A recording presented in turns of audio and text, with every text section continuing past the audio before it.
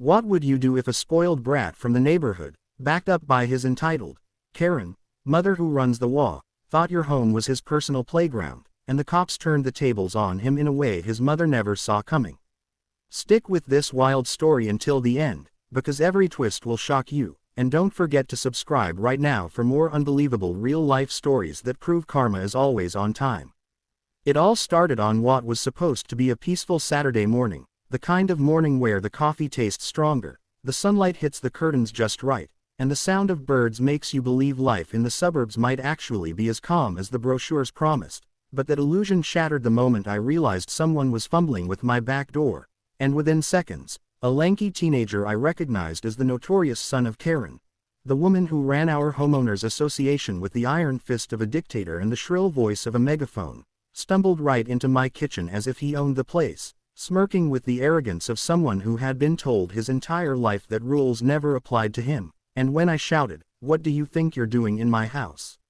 he sneered and said the words that would set everything into motion. "My mom runs the HOA, I can do whatever I want around here." A sentence so absurd it might have been funny if he wasn't already dripping muddy footprints across my hardwood floor and eyeing the electronics like he was shopping, and I immediately grabbed my phone to call the police while he laughed in my face, muttering that his mom would handle it, and that neighbors like me didn't matter, which struck a nerve because Karen had already made our lives miserable with constant letters about the color of our mailbox, the length of our grass, and even the type of flowers in our front yard. And now here was her son escalating the nightmare into something criminal. So I told him to sit down and wait for the cops, but instead he strutted into my living room, picked up a picture frame of my family, and had the audacity to comment on how cheap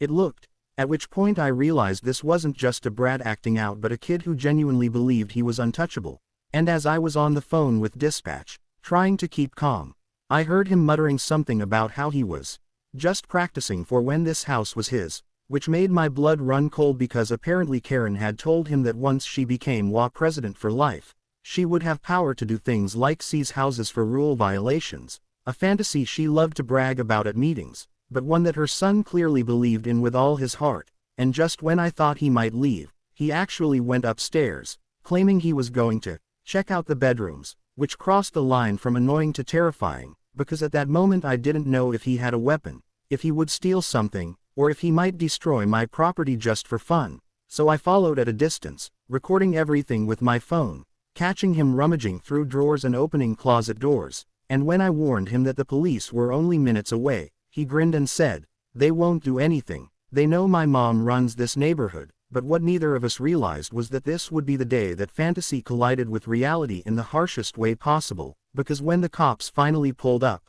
I expected them to maybe give him a warning and let his mother deal with him, but instead, after hearing my frantic explanation and seeing the live video footage I had captured, their expressions hardened and one officer immediately slapped handcuffs on him, ignoring his cries of, "Call my mom," while the other read him his rights, and I stood there in shock as Karen herself came barreling down the street moments later, screeching at the top of her lungs, "You can't arrest my son, I run this HOA." But the officer calmly replied, "Ma'am, you don't run the law," a line so perfect it was like the universe had been waiting for the right moment to deliver it. And while Karen stomped and raged, threatening lawsuits, elections, and vengeance, the officers loaded her son into the squad car, where he was still insisting he had the right to inspect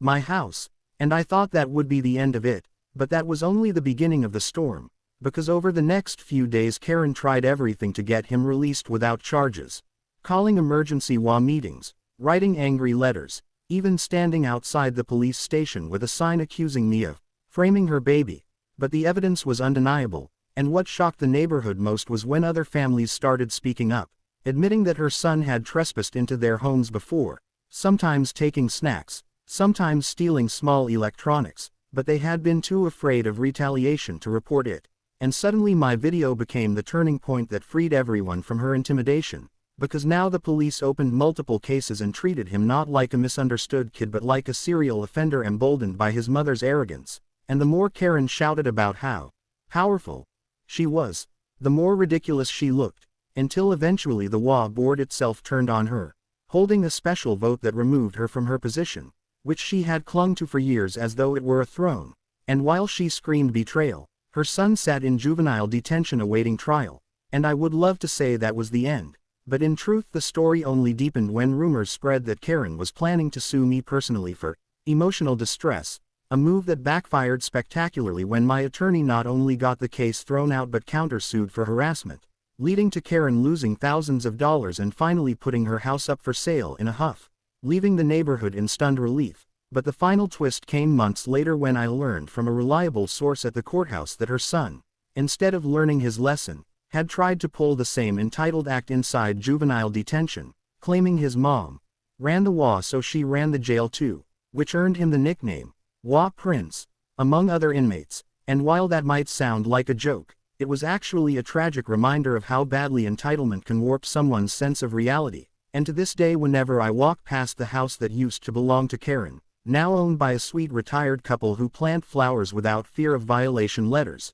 I think about that Saturday morning and how close I came to letting her son walk away, and I realize that sometimes standing up, recording evidence, and refusing to be bullied isn't just about your own peace of mind but about protecting the entire community. And the irony is that Karen once claimed her WA rules kept the neighborhood safe, but in the end, it was her downfall that gave us true safety, proving that no one, not even a self-proclaimed queen of suburbia or her arrogant heir, is above the law. And that's why whenever people ask me if I regret pressing charges, I tell them absolutely not, because that moment when the cop told her, "You don't run the law," was the day justice finally moved in, while Karen's son moved into his new home behind bars. And for the first time in years, the neighborhood slept peacefully, knowing that the reign of terror was over and that sometimes karma arrives not in whispers but in sirens and handcuffs, delivering the ending everyone